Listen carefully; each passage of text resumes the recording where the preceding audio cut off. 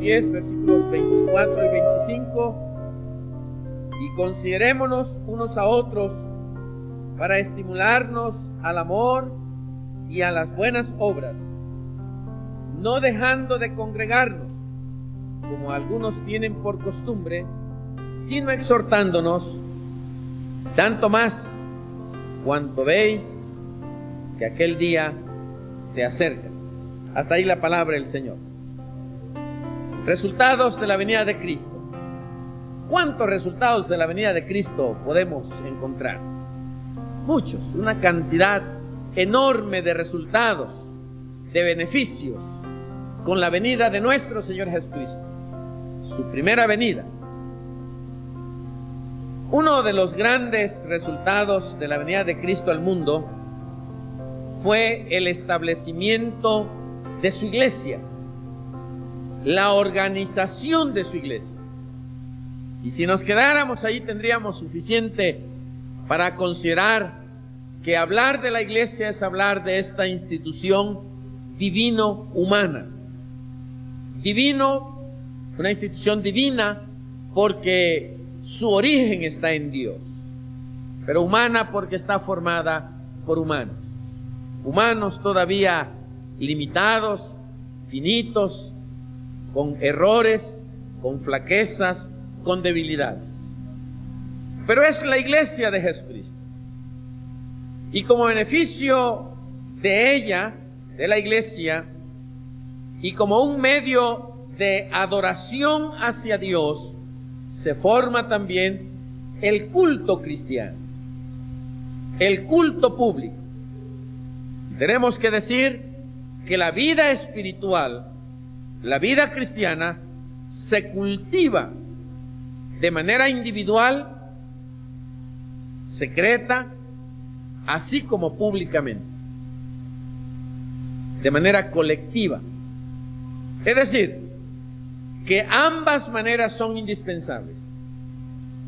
Nos nutrimos de la palabra cuando estamos leyendo en nuestra meditación personal, en nuestro tiempo devocional. Oramos a Dios allá en la cámara secreta de nuestra casa o en la cámara secreta de nuestra vida. Testificamos y hablamos del Señor en una forma silenciosa y callada. Pero también crecemos en la vida espiritual a medida que tenemos la oportunidad de estar juntos, de estar reunidos, de congregarnos y de manera colectiva poder compartir todo lo que Dios nos ha dado, de tal forma que así podemos edificarnos unos a otros. Dios mandó que el pueblo de Israel se reuniera alrededor del tabernáculo en el desierto. Se volvió el tabernáculo el lugar de reunión, el lugar de la asamblea, el lugar en el que el pueblo venía para estar juntos y encontrarse con Dios. Después, siglos más tarde, aquello que fue el tabernáculo de reunión, que era un templo portátil, un templo desarmable, un templo que se colocaba en cierta área del desierto, pero a medida que el pueblo comenzaba a caminar, porque la nube que Dios le había puesto ahí sobre del pueblo le guiaba, comenzaba a moverse la nube, el pueblo comenzaba a prepararse porque había que continuar el viaje. Desarmaban el tabernáculo, lo cargaban y al llegar al nuevo lugar se volvía a establecer el tabernáculo. Siglos más tarde, el templo sustituyó al tabernáculo. Y ahora nosotros también tenemos el templo y la iglesia como sustitutos del tabernáculo y de la sinagoga, que en el tiempo de Jesús fue el centro educativo y el centro religioso, el centro de adoración y el centro de edificación de la vida de los creyentes. Así que Dios, y luego en el Nuevo Testamento nuestro Señor Jesucristo confirma esto, aprueba la práctica de reunirnos y estar juntos, edificando la vida espiritual. La iglesia primitiva, dice la palabra de Dios en Hechos capítulo 2, versículo 46, que estaban siempre reunidos para oír la enseñanza de los apóstoles, practicar la comunión cristiana y a la vez tener también compañerismo. Hay algunas palabras griegas que describen la vida de la iglesia primitiva, que describen la manera como la iglesia iba hacia adelante, creciendo en número y edificándose unos a otros.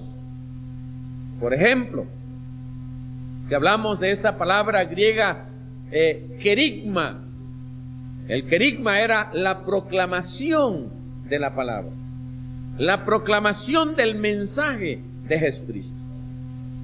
Y si hablamos de didaqué o didaché, algunos pronuncian de esa manera, didaché o didaqué, es la palabra griega que describe la enseñanza en el pueblo. Pero si hablamos de koinonía, estamos hablando del compañerismo que había en el pueblo. Y si hablamos de diaconía, estamos hablando de el servicio que había entre los unos y los otros. La colaboración, el apoyo, el respaldo. Así que había desde compañerismo hasta actividades espirituales. Todo ello con el fin de poder edificar la vida de los demás. Decíamos que Hechos 2:46 nos confirma esto y leemos de la siguiente manera: y perseverando unánimes cada día en el templo y partiendo el pan en las casas, comían juntos con alegría y sencillez de corazón. Es decir, no se dedicaban solamente a aprender, a edificarse a través de la enseñanza de los apóstoles, de la enseñanza de la palabra de Dios, sino también mantenían ese compañerismo en las casas, participando del pan, comiendo juntos con alegría y sencillez de corazón. La falta de asistencia al templo era señal de decaimiento espiritual y falta del amor fraternal. Es por eso que el escritor a los Hebreos, tal como leímos, dice: no dejando de congregarnos, como algunos tienen por costumbre. Es decir, la edificación llega cuando nosotros hacemos de una parte de nuestra vida, como parte de la norma de vida, de la conducta nuestra, la asistencia a la casa de Dios, la asistencia a la iglesia. Y tenemos en la palabra del Señor ejemplos muy edificantes en cuanto a esto.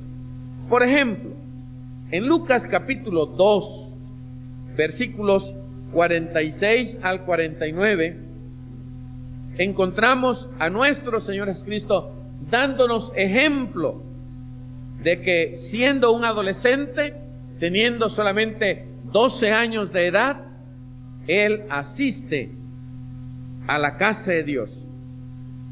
Lucas 2, versículos 46 al 49. Y aconteció que 3 días después le hallaron en el templo, sentado en medio de los doctores de la ley, oyéndoles y preguntándoles, y todos los que le oían se maravillaban de su inteligencia y de sus respuestas.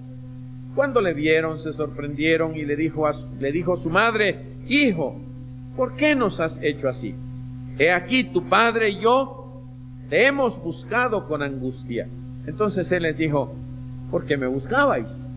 ¿No sabéis que en los negocios de mi padre me es necesario estar? Mientras que los adolescentes de 12 años posiblemente estarían por ahí en la plaza principal de Jerusalén, o en los juegos principales de Jerusalén, o con jovencitos de su misma edad allá en la orilla del Jordán o buscando algún otro lugar donde tener esparcimiento, Jesús viene al templo.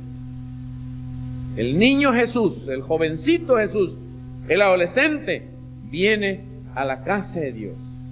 Y fue una práctica cotidiana, continua, permanente del resto de su vida. De tal manera que siendo ya hombre y después de 30 años de edad, dice San Juan capítulo 2, versículos 13 al 17.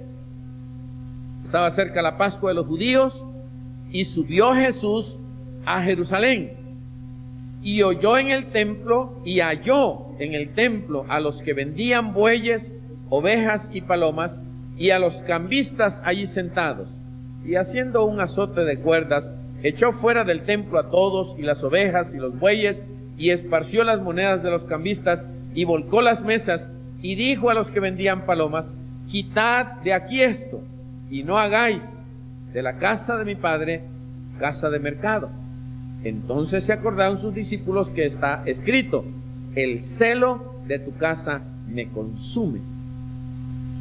Es decir, el Señor Jesús, que desde adolescente comienza a asistir a la casa de Dios, comienza a asistir al templo, ahora está dando evidencia de que tiene un celo profundo porque la casa de Dios sea respetada, y manifiesta este celo a través de limpiar la casa del Señor. El salmista, libro escrito en algunos capítulos por él y otros salmistas, nos hace ver cuál es su experiencia en cuanto a la casa de Dios. Por ejemplo, en Salmos 26:8 dice: Jehová, la habitación de tu casa he amado, y el lugar de la morada de tu gloria. Es decir, el amor que siente por la casa de Dios es grande. La habitación de tu casa he amado, y el lugar de la morada de tu gloria. Hay amor hacia la casa de Dios. Qué bueno cuando podemos sentir amor inclusive hacia lo que es el aspecto físico, el aspecto material de la casa de Dios. En este caso el salmista habla de amar la casa de Dios. En Salmos 27:4 nos habla de la oración y el esfuerzo para poder asistir a la casa de Dios. Una cosa he orado, diríamos nosotros ahora, una cosa he demandado a Jehová, esta buscaré, que esté yo en la casa de Jehová todos los días de mi vida, para contemplar la hermosura de Jehová y para inquirir en su templo. El deseo del corazón del salmista y la oración del salmista, en este caso el salmista David, es estar todos los días de su vida en la casa de Jehová, en la casa del Señor. En Salmos 84:2 nos habla de ese deseo ardiente de parte del Señor, de parte de el salmista. En este caso encontramos que la palabra del Señor dice: anhela mi alma y aún ardientemente desea los atrios de Jehová. Mi corazón y mi carne cantan al Dios vivo. Es decir, hay un deseo ardiente. Aquí habla de 3 esferas del ser humano. Aquí dice que su alma, su corazón y su carne. Por eso es que nuestra adoración a Dios debe ser una adoración integral. Adoramos a Dios con la totalidad de nuestra vida, inclusive con nuestro cuerpo físico, con nuestra voz, con las expresiones de nuestro rostro. Alabamos al Señor, glorificamos a Dios. El salmista dice que su alma, su corazón, su carne cantan al Dios vivo. En Salmo 122, versículo 1, la palabra de Dios nos comparte a través de este Salmo de David, 122, versículo 1, la experiencia de él diciendo: yo me alegré con los que me decían, a la casa de Jehová iremos. Y en Salmos 133, 1, vean lo que dice la palabra: mirad cuán bueno y cuán delicioso es habitar los hermanos juntos en armonía. Y el versículo 3, al final, la última parte: porque allí envía Jehová bendición y vida eterna. Con razón el salmista se alegraba, dice: yo me alegré con los que me decían, a la casa de Jehová iremos. Hay gozo. ¿Por qué? Porque cuando llegamos a la casa del Señor, cuando llegamos a la casa de Dios, allí envía Dios bendición y allí envía la experiencia hermosa de la vida eterna. Allí envía Dios vida eterna. ¿Para qué asistir a la casa de Dios? Bueno, hay varias razones. Salmos 95, 6 y Mateo 18, 20 nos enseñan que nosotros asistimos a la casa del Señor para adorar. 95, versículo 6. Venid, adoremos y postrémonos, arrodillémonos delante de Jehová, nuestro Hacedor. Las palabras son bien explícitas, bien directas. Adoremos, dice, arrodillémonos delante de Jehová nuestro Hacedor. Venid, adoremos y postrémonos. Mateo capítulo 18, el versículo 20 nos dice de la siguiente manera: porque donde están 2 o 3 congregados en mi nombre, allí estoy yo en medio de ellos. Si Él está aquí en medio de nosotros, lo menos que podemos hacer es adorarle. Lo menos que podemos hacer es glorificarle. Lo menos que podemos hacer es postrarnos delante de Él. Y el canto forma parte de nuestra adoración. Miren lo que dice Ezequías en Isaías capítulo 38, versículo 20. Isaías 38, el versículo 20. Jehová me salvará, por tanto cantaremos nuestros cánticos en la casa de Jehová todos los días de nuestra vida.